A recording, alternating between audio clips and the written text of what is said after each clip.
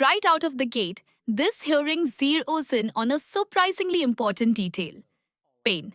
It sounds simple, but in many assault related cases, proving pain can be a required element of the charge. And now, the defense is about to argue that one sentence in the affidavit could unravel the entire probable cause finding. The question is, can a case survive when the alleged victim says she didn't feel pain? The affidavit and she said she didn't feel pain. I don't know. All I know No, I'm is telling that you. That's why I'm up here challenging the PC on that one.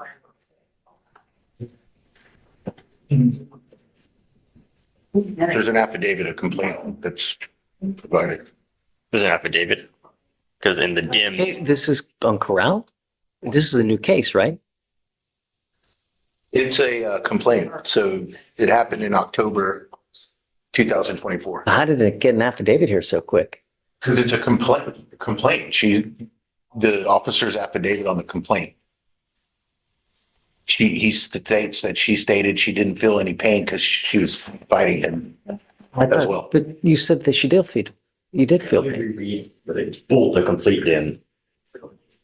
I wouldn't, or that's the problem, is the DIMS is maybe contradicting or inaccurate or different. This is where the legal chess match begins. The defense is focusing on the victim's exact words, while the prosecution is asking the court to look at the bigger picture. Bruises, crying, shaking, and the officer's observations are all being stacked together to create probable cause. But is that evidence or is it speculation? That's the battle unfolding right now. From the affidavit that I'm talking about, that the officer filed with the complaint.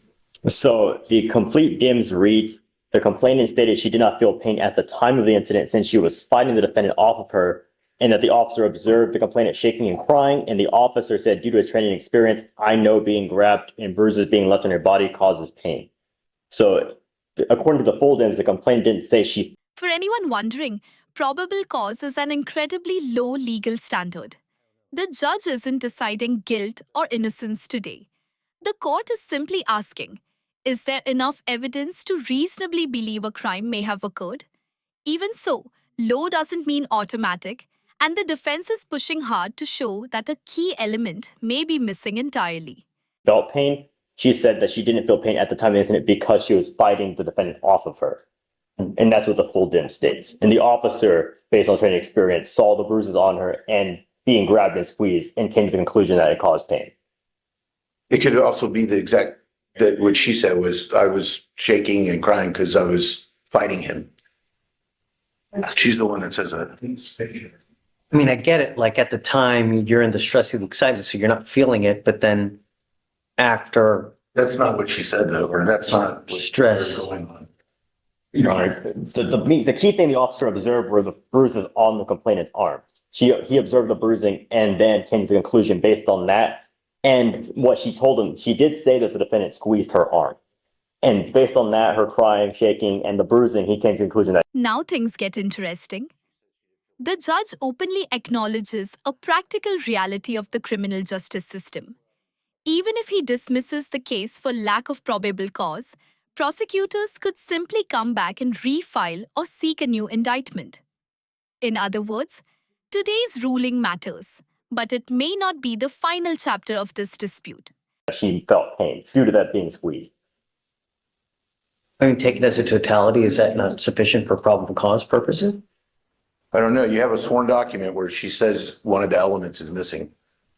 And then everything else that he's adding is not in that To document. be more specific, she's saying she did not feel pain at the time of the incident since you were fighting. She didn't say she didn't ever feel pain. She said at the time since she was fighting the defendant off of her. But the officer That's not in that. asked- But the officer never asked, "Hey, do you feel pain?" Why And wouldn't you because the officer ask? never asked, he came to the conclusion based on totality. Get it, but I don't know. I mean, I need to look up case law. I'm not sure. I don't know if that's enough. Because Listen to how narrow the argument has become. Nobody is denying that physical contact happened. Nobody is denying bruising was observed. The entire debate is centered on whether the evidence supports the legal conclusion that pain occurred. It's a reminder that courtroom battles often hinge on tiny details that most people would never think twice about. I mean, it's such a low standard for probable cause purposes, you know?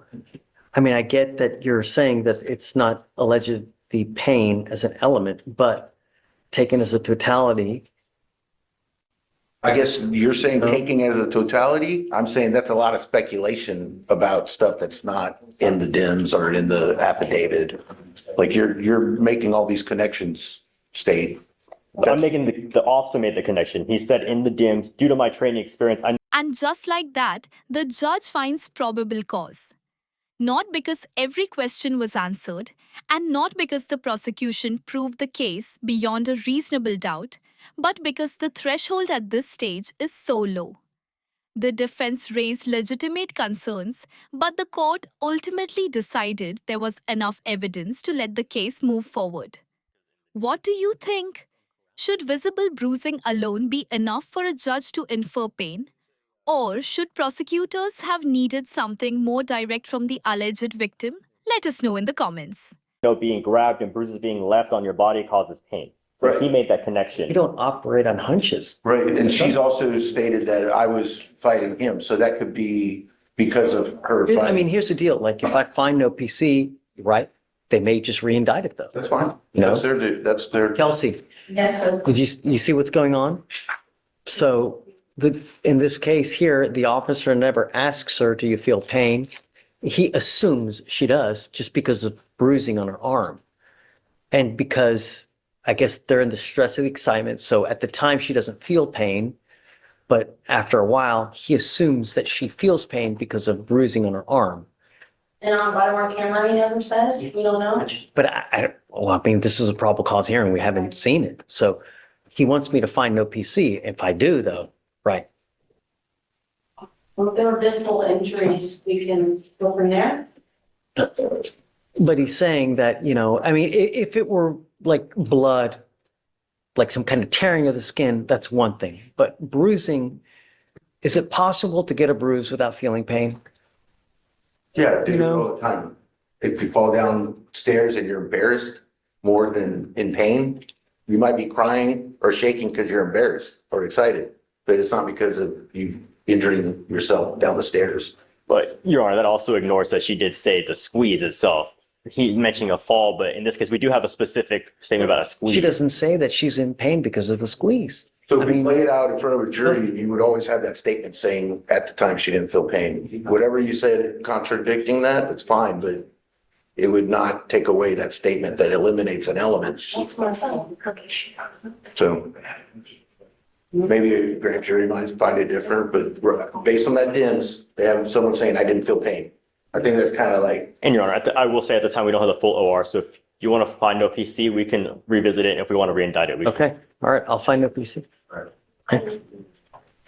Okay.